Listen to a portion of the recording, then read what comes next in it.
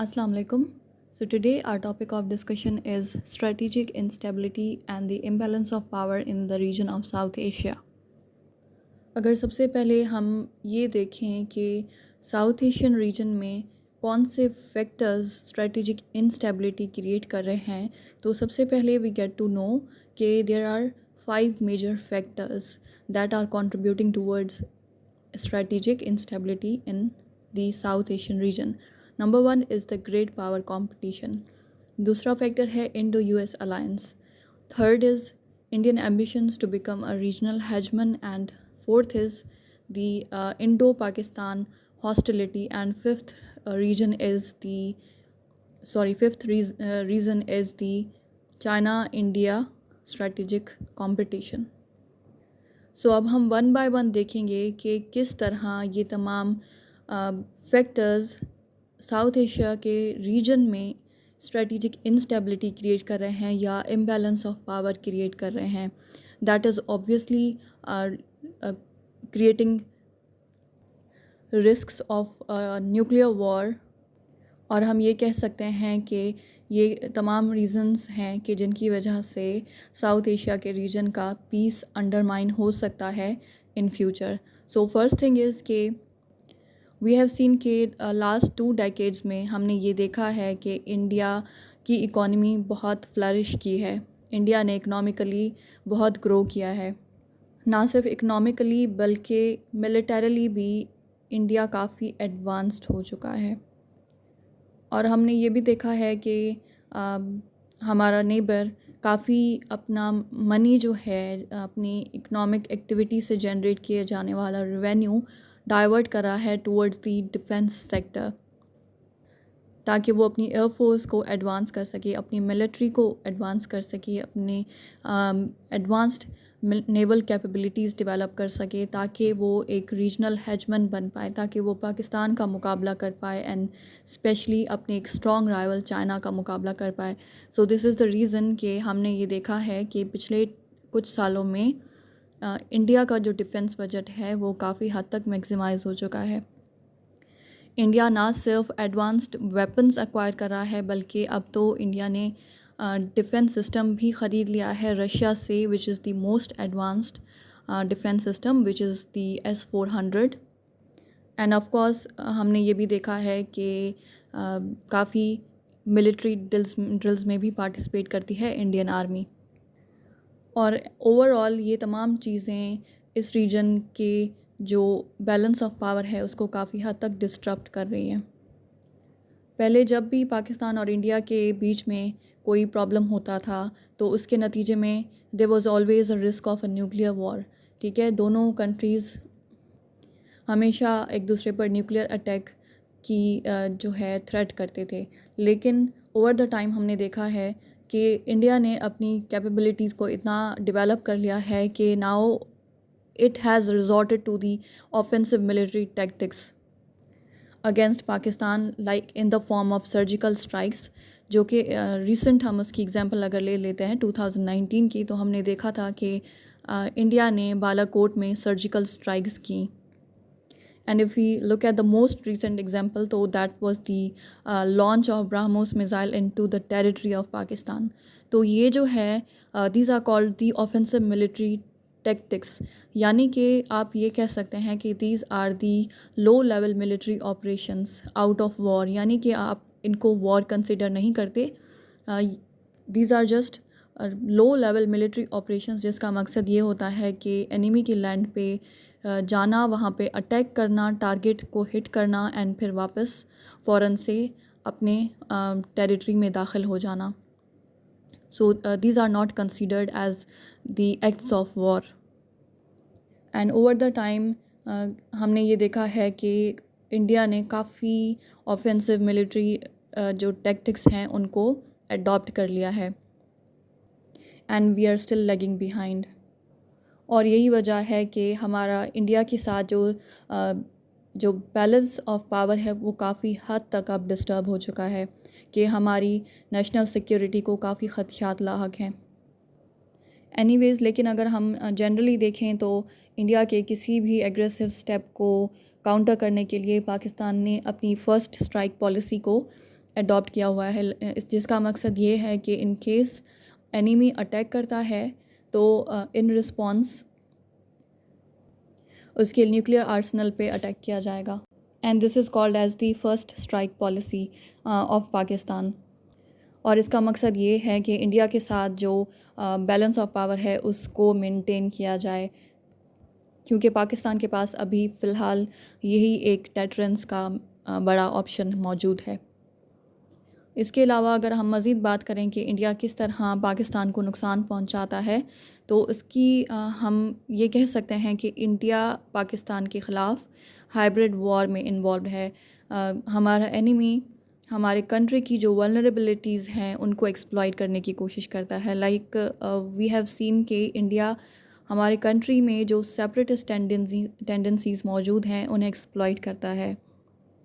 Like we know कि India supports the separatist movements in Balochistan and also in Sindh, और जिसकी बड़ी example है कुलभूषण जाधव का केस, जिसका मकसद ये था कि वो एक इंडियन स्पाई था और वो पाकिस्तान में इस मकसद के लिए मौजूद था कि वो बलोच लिबरेशन आर्मी को हर तरह की सपोर्ट प्रोवाइड करे और जो सेपरेटिस्ट मूवमेंट है उसको मज़ीद बढ़ावा दे और पाकिस्तान में इंटरनल इंस्टेबिलिटी क्रिएट करे। All right, moreover if we talk about Indian ambitions to become a regional hegemon, तो हमें ये बात पता है कि इंडिया की काफ़ी अरसे से ये कोशिश है कि वो किसी तरह इस रीजन की मेजर पावर के तौर पर उभरे, और इसके लिए वो ऑलरेडी काफ़ी सारे मेजर स्टेप्स ले रहा है। Like it's advancing it's military, it's advancing it's naval capabilities, और साथ में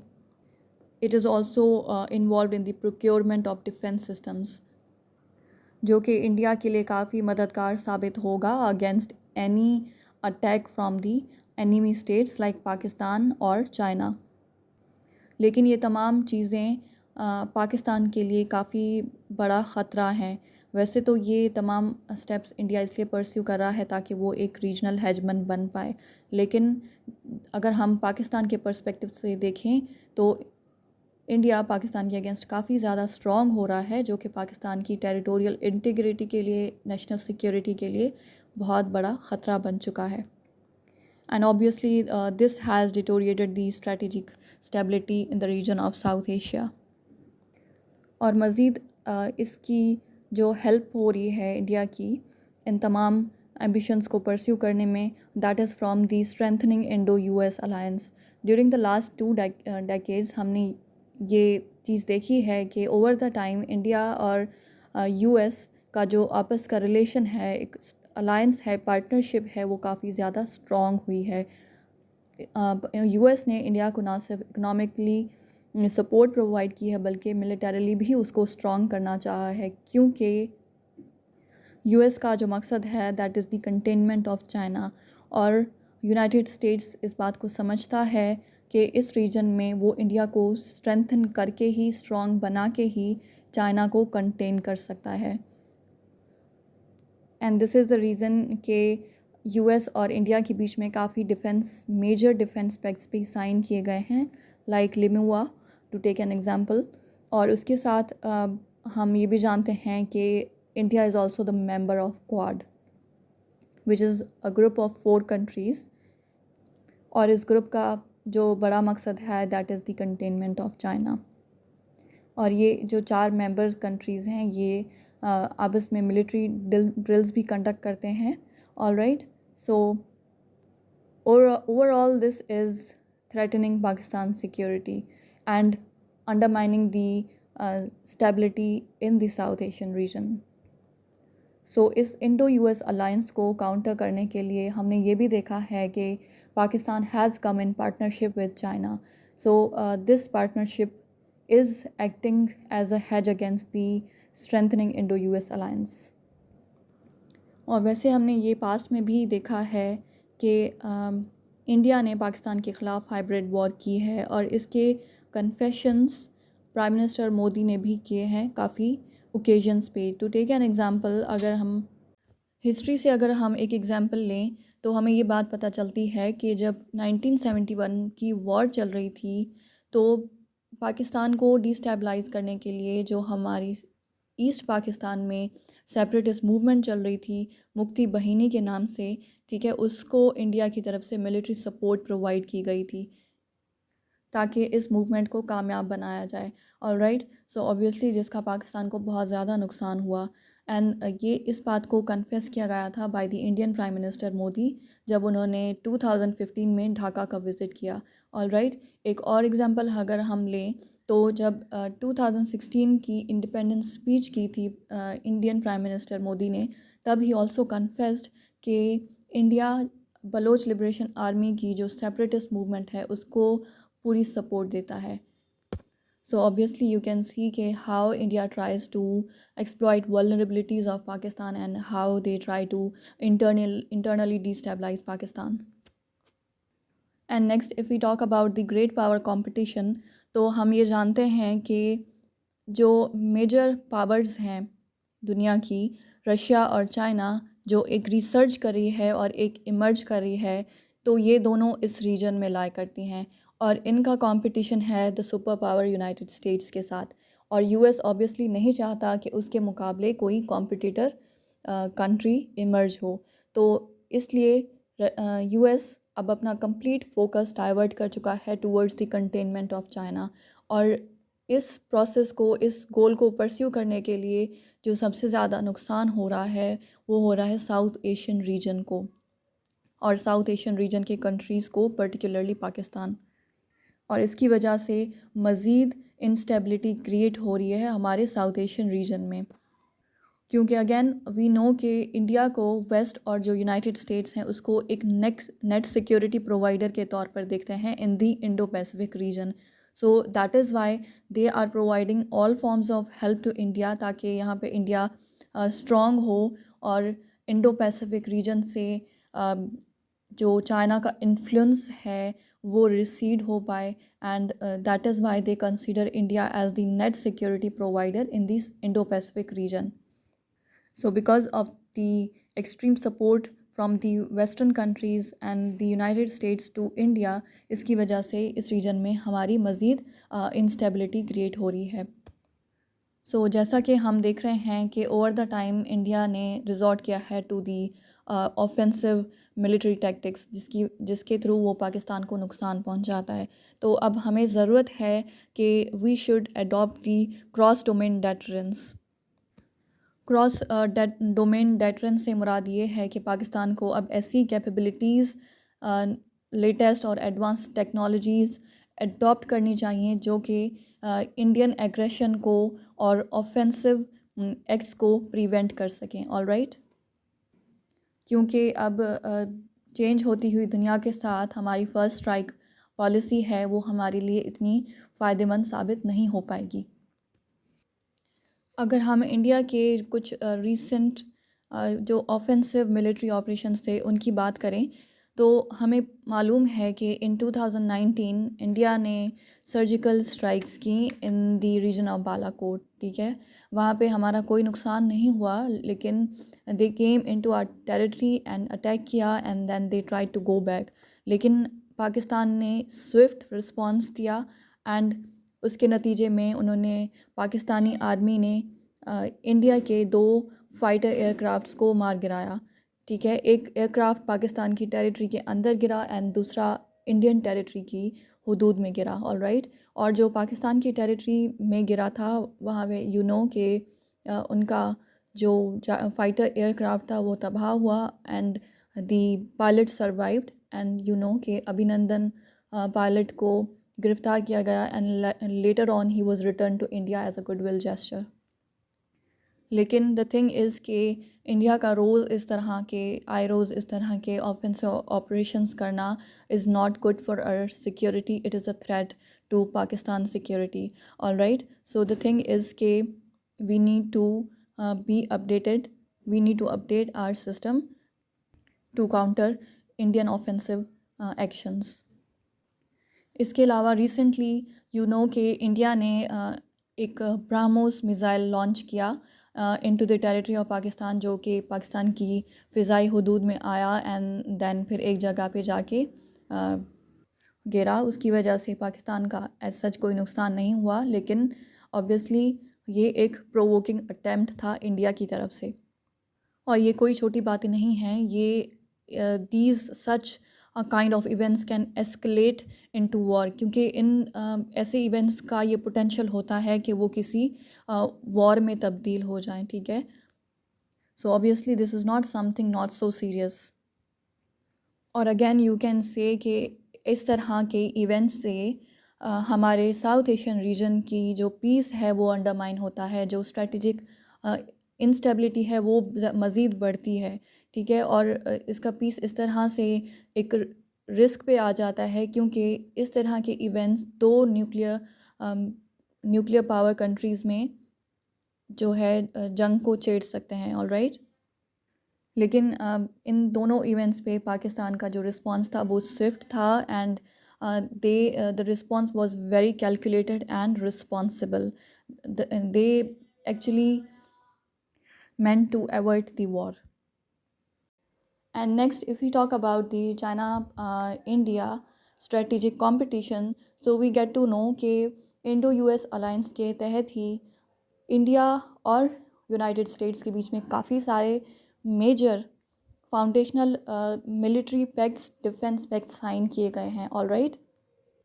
टू नेम अ फ्यू, हम ये देख सकते हैं कि एक है BECA agreement which is the basic exchange and cooperation agreement.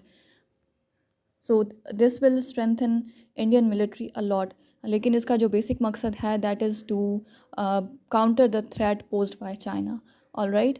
Next is एक दूसरा एग्रीमेंट जो यूएस और यूनाइटेड स्टेट्स और इंडिया के बीच साइन हुआ, that is the LEMOA which stands for logistics exchange memorandum of understanding.